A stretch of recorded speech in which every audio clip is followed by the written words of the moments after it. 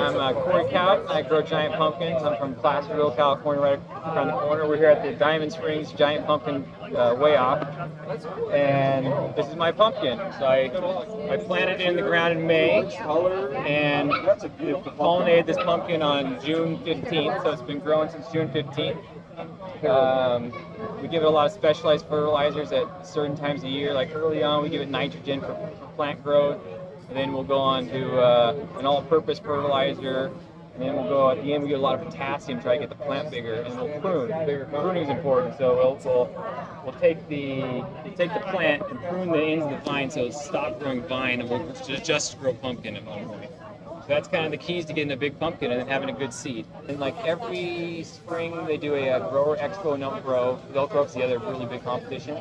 So they do the grower expo and they do seed raffles and seed auctions and things like that.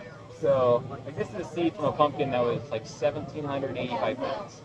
Yeah, is this kind of like when you have horses and you get the purebreds? It's all genetics. Yeah, it's all. And they have family trees for all Oh the my seeds. goodness. Yeah. Okay. Yeah, they do. So you get the good seed, and then you do a lot of soil preparation. You put a lot of compost in your soil, and then you start them indoor for the first few weeks, and then once they're little plants, you plant them. And the one key is when your baby plant comes up, it's got the two leaves that come out of the seed.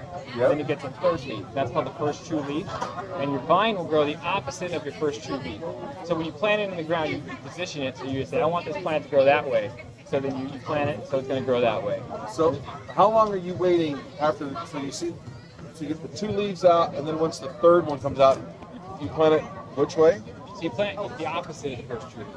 So if the true leaf's going this way, it's going to grow that way. But Okay, you want it to go. so you want to promote it to grow and everything that's going to be open, that's going to allow toward it to the do sun what you and want all the to do. I things have like my area is not very big. It's pretty small. It's Yeah. like 60 by. That's not even that. It's like 30 by 60. Yeah. You know? So I used to grow 4. I only grew 2 this year because I was trying to get more room.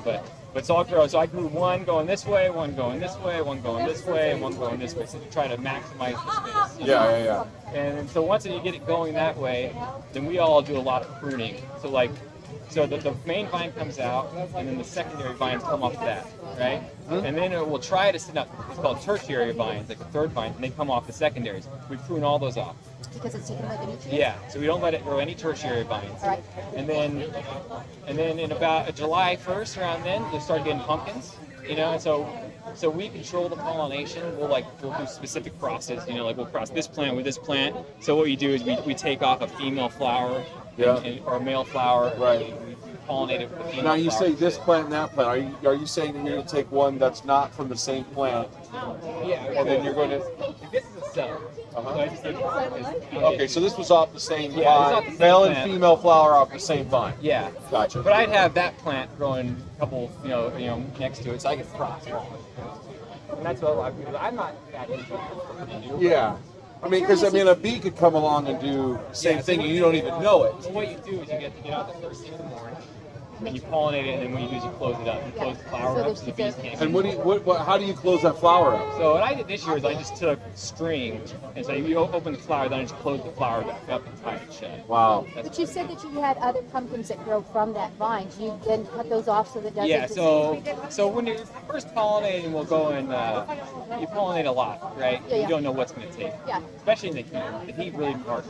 So then that's when you start to mark which one is the one Yeah, that so, you want to I start. put a tag with each one saying what it was, what day it was. Yeah. And then once you see which one's growing the best, then Then you're going to cut off the other ones? Yeah, I cut off. And then I'll cut down to 2 sometimes until they get about Until this one, big, you and then see the it's one like that's on the taken side. off, And yeah. You want to go to 1. You can grow 2 or 3 that are pretty big.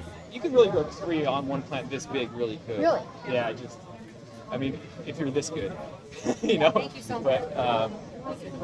But yeah, so you do that. So a lot of pruning, and then once the plant gets a certain size, you cut the end vine, so you stop letting it grow plant, and then so it's all it can do now is grow pumpkin. So in the meantime, besides the cross-pollination and all this kind of stuff, what nutrients are you putting in there for it to be big? Yeah. To start feeding it? That's something I could probably get better at. But so early on, I give it a lot of nitrogen for the plant growth, right? And that's really for just a few weeks, 3, maybe 4 weeks at most. But once the plant's grown, once they start eating pumpkins, so like July, you don't want to give it a lot of nitrogen anymore because it'll hurt the pollination. Oh. Too much pollen. So once you get pumpkins, then you switch, and I'll go to like a 20-20-20 all-purpose, for like a month, say.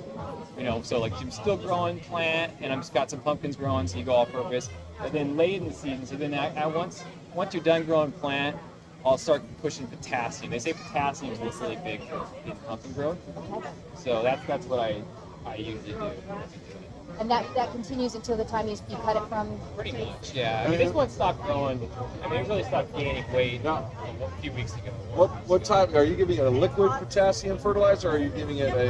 This year I gave it liquid. Last year I gave it potassium chloride, a water-soluble granule. That, and then I gave it calcium this year that I never did before, and Epsom magnesium. I gave it Epsom salts. Yeah. This is my third year growing, and so last year I had like a 750 pounder, and hopefully I'll beat it this year. Probably not. You gotta beat. You gotta beat. I'm confident you have a beat. Yeah. So it's fun. It's a fun hobby. It takes a lot of time though.